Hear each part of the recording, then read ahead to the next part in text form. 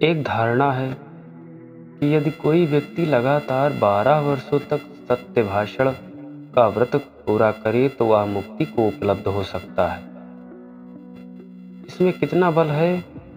12 वर्ष तक अगर कोई व्यक्ति सत्य भाषण का व्रत पूरा करे तो वह मुक्त हो जाता है। यह धारणा कोई गणित की धारणा नहीं है।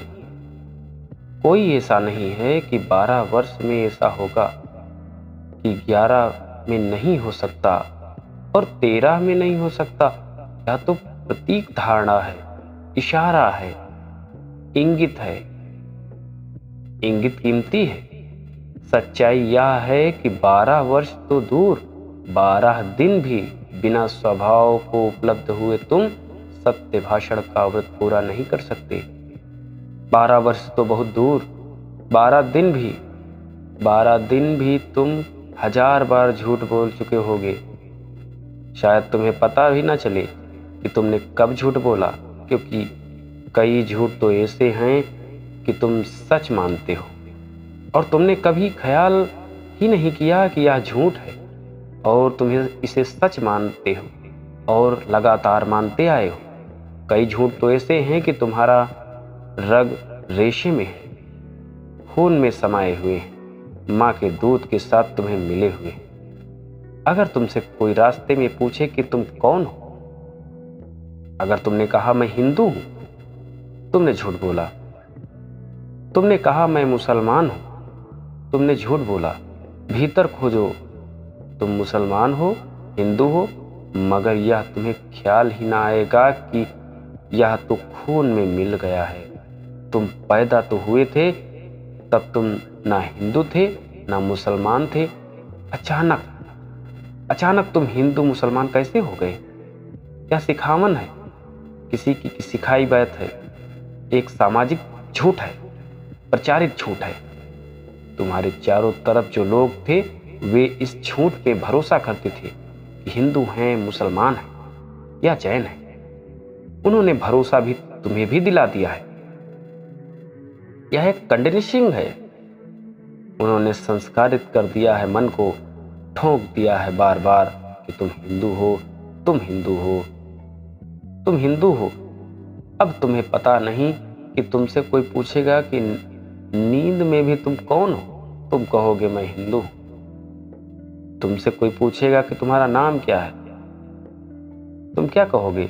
मैं अनाम हूं, क्योंकि पैदा तो तुम बिना नाम के हुए थे। तुम्हारा नाम राम हो या अब्दुल्ला हो, इससे क्या फर्क पड़ता है?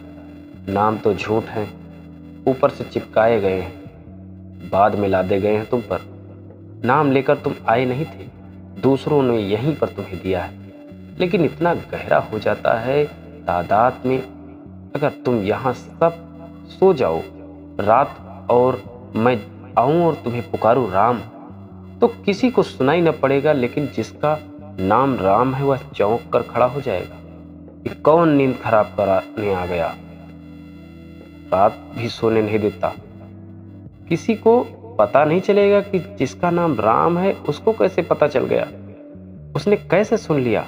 झूठ बहुत गहरा चला गया है अचेतन मन में। छूटना होगा, तुम्हें छोड़ना होगा इस झूठ को। 12 दिन भी सत्य भाषण का पालन कैसे करोगे? और हो सकता है दिन में कर लो, रात में जो सपने देखते हो उनका क्या होगा? सोचो, मान लो कि तुम दिन भर होश रखे हुए हो और संभल कर चले, दरवाजा बंद ही कर रहे हो, बोलने का मौका ही ना आने दिया जाए।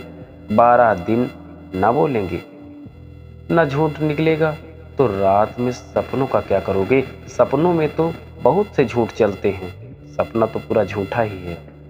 रात भर चलते हैं, और अगर 12 दिन कोठरी में बंद रहे तो दिन में बैठे बैठे भी क्या करोगे? सपना देखोगे। 1000 तरह के झूठ चलेंगे मन में। झूठ तो तभी छोड़ा जा सकता है जब तुम आत्मस्थ हो, तुम आत्म में उतर चुके हो। इसलिए मैंने कल फरीद की वाणी का अर्थ यह नहीं किया कि तुम सच बोलो, यह किया कि तुम सच हो जाओ। सच बोलना असंभव है, सच होना आसान है। जब तुम सच ना होते हो, ऐसे ही बने रहते हो कि जैसे चंपा के वृक्ष पर चमेली के फूल लगाने की कोशिश चल रही है। तुम झूठ हो और झूठ पर पले बढ़े और झूठ ही फिर फलोगे। बड़ी पुरानी कहानी है सम्राट सोलोमन की। यहूदी कहते हैं सोलोमन से बुद्धिमान आदमी दुनिया में कभी दूसरा नहीं हुआ।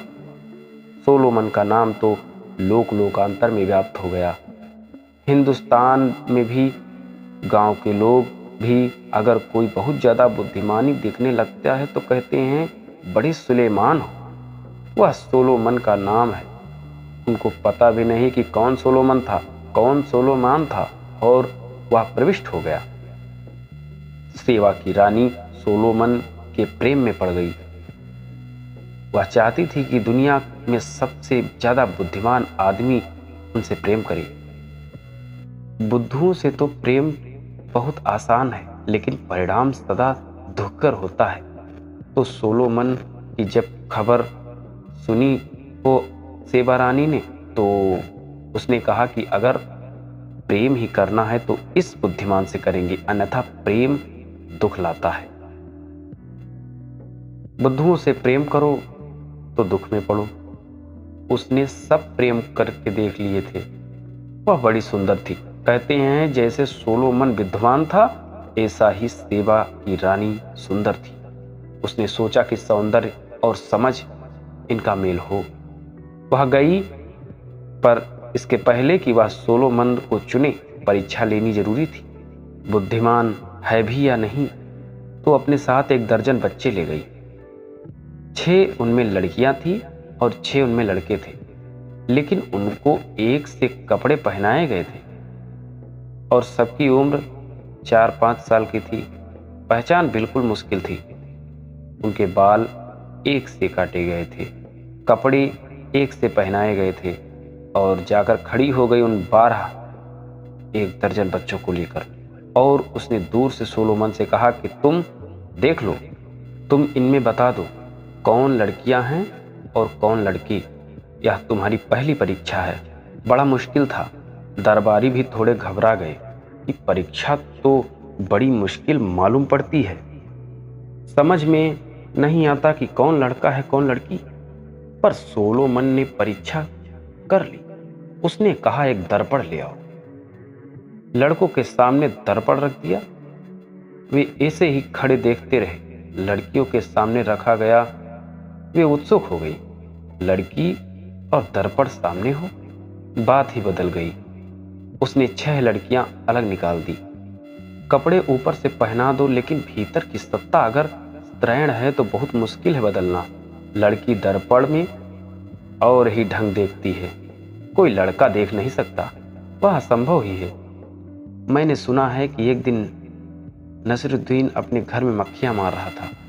उसकी पत्नी ने पूछा कितनी मार चुके? उसने कहा 2 स्त्रियां मादाएं और 2 पुरुष।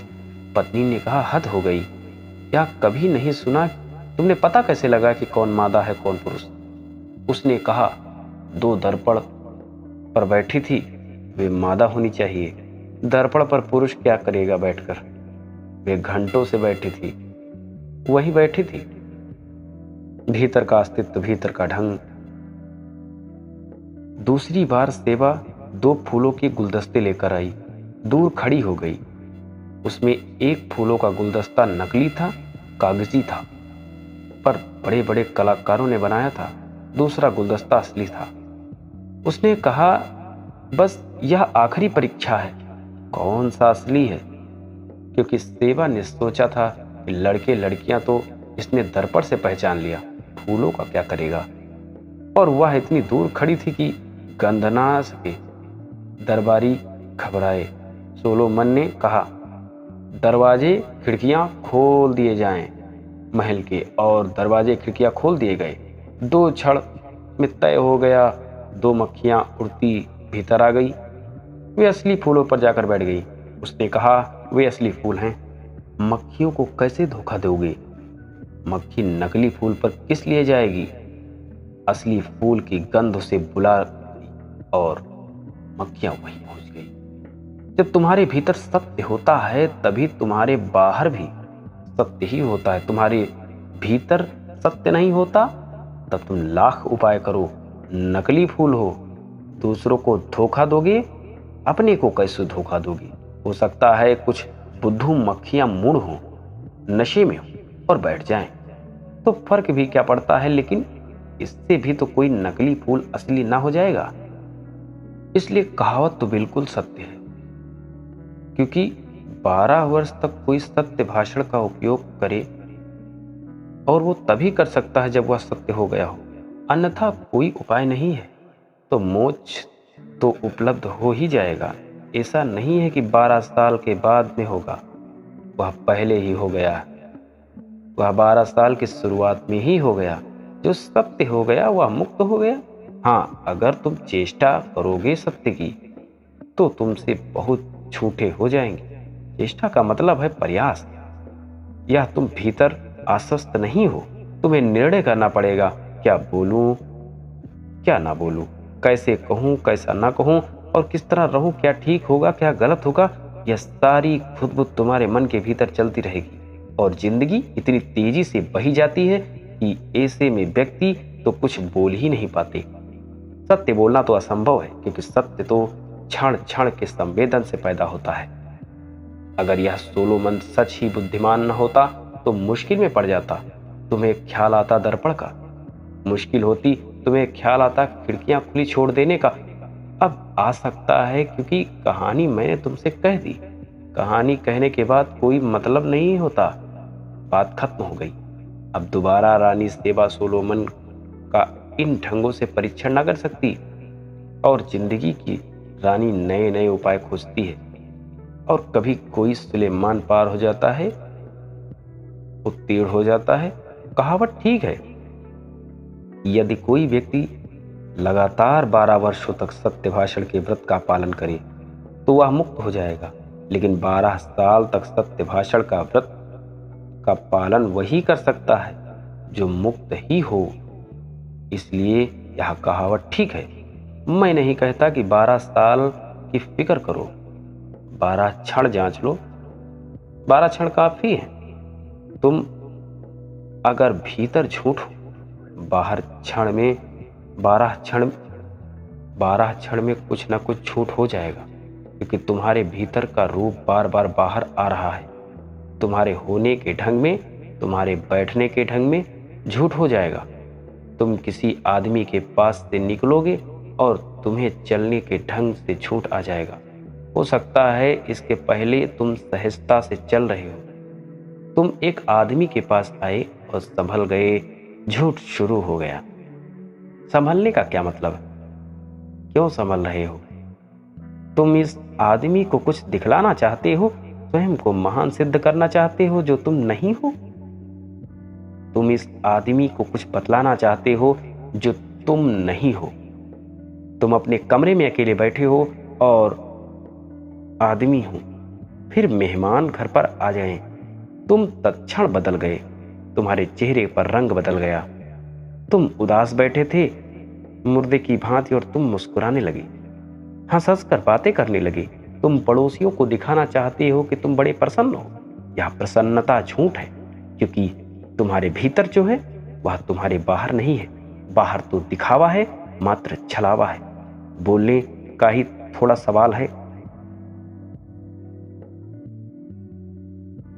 भाव भंगिमा से झूठ निकलेगा, मुद्रा से झूठ निकलेगा। उठते बैठते तुम्हारी श्वास श्वास झूठ बोलेगी। अगर तुम झूठ हो तो झूठ के ही फूल खिलेंगे और वो बिना खुशबू के रहेंगे। उन पर मक्खियां नहीं बैठेंगी। तुम एक आध पकड़ कर मक्खियां बैठा लोगे, लेकिन वो कब तक टिकेंगी? कब तक रोक सकोगे? तुम उनसे बच न सकोगे। मैं तुमसे कहता हूं कि नहीं, कि झूठ रहते ही तुम सच के फूल अपने ऊपर लगाओ। वह नकली गुलदस्ता होगा, पर उस पर मक्खियां न बैठेंगी। आदमी की बात तो दूर, परमात्मा को तुम भूल ही जाओ। मक्खियों तक को धोखा देना आसान नहीं है। परमात्मा को तुम मोक्ष को कैसे धोखा दोगे? नहीं, मैं तुमसे कहता हूं कि सच हो जाओ। सच बोलने की फिक्र छोड़ो, क्योंकि प्रयत्न तुम्हें एक बंधन में रखेगा। क्या सत्य है क्या असत्य है तुम इस विवेक में पड़ जाओगे, वह अपने आप आएगा। तुम सच हो जाओ, तुम सच हो जाओ। सत्य धर्म तुम्हारे स्वभाव का धर्म तुम्हें उपलब्ध हो जाए, फिर तुम अपने आप ठीक हो जाओगे और सब ठीक होता रहेगा। तुम्हें फिर कोई प्रयास ना करना पड़ेगा। तुम्हारे मन में यह दुविधा ही ना उठेगी कि मैं सत्य भाषण का व्रत करूं, मैं सत्यता का अभ्यास करूं। फिर अभ्यास का कोई मूल्य रह ही नहीं जाता। जब तुमने स्वयं को सत्य में ढाल लिया, तुम स्वयं सत्य हो गए, फिर तुम्हें किसी प्रयास की आवश्यकता नहीं है। यह बात सत्य भाषण के प्रयोग में नहीं, अन्य प्रयोगों पर भी लागू होती है।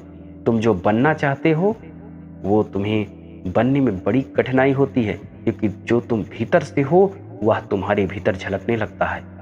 इसलिए स्वयं वही हो जाओ जो कि कण कण में परमात्मा है।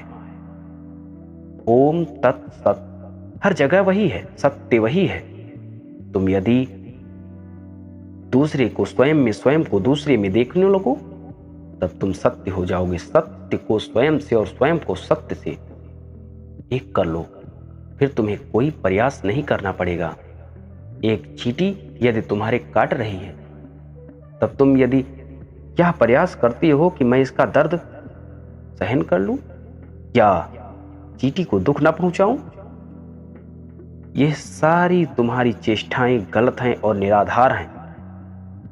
जिस क्षण तुम कोई प्रयास करने का प्रयत्न करते हो, तुम निष्फल हो जाते हो, तुम बनावटी हो जाती हो। बनावटी कब तक टिकेगा? तुम्हारे चींटी काट रही है, तब तुम्हें यह स्वयं में उतारना चाहिए कि तुम स्वयं चींटी हो और चींटी तुम हो। तुम में और चींटी में कोई भेद नहीं है। दर्द तुरंत गायब हो जाएगा। इसका प्रयोग तुम करके देख सकते हो, क्योंकि प्रयोग करना जरूरी भी है। जीवन प्रयोग के आधार पर आसान किया जा सकता है। इसलिए तुम कोई प्रयास मत करो, तुम स्वयं वो हो जाओ और तुम्हें उसकी उपलब्धता हो जाएगी। धन्यवाद।